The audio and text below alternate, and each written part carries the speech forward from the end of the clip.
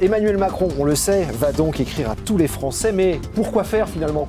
Officiellement pour nous expliquer le grand débat national, sa méthode, ses enjeux, en réalité, en profondeur, pour reconstituer un lien avec les Français. Ce lien qui était si fort au lendemain de l'élection présidentielle et qui s'est complètement détruit depuis.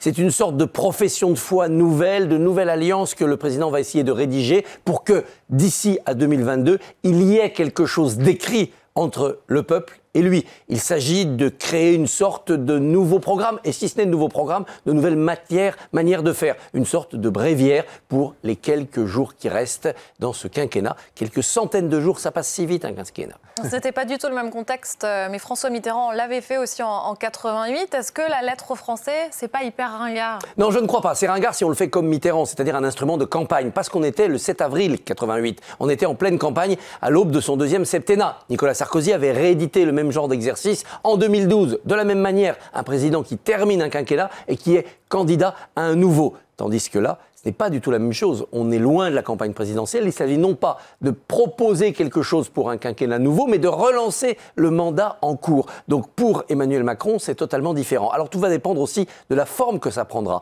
Mitterrand, c'était une lettre avec quelques mots manuscrits et le reste, c'est une sorte de grand tract programme publié dans les journaux. Si là, Emmanuel Macron écrit personnellement à chaque Français avec une enveloppe que vous recevez dans votre boîte aux lettres, un papier qui existe, que vous pouvez lire, annoter, relire, enfin bref, quelque chose entre lui et vous, ça va être différent dans la nature. Alors évidemment, on voit déjà la polémique. Est-ce que le président doit faire payer par l'État un tel document politique? Est-ce qu'il est dans le cadre de sa fonction? Oui, on a envie de dire, si le grand débat national amène le président à prendre des décisions. Non, va dire l'opposition, en demandant à ce que ça soit le parti La République En Marche qui prenne à sa charge les frais d'envoi. Ça va être le litige des jours à venir, mais sur le fond, c'est une démarche inédite et pas ringarde. Encore faut-il qu'elle marche.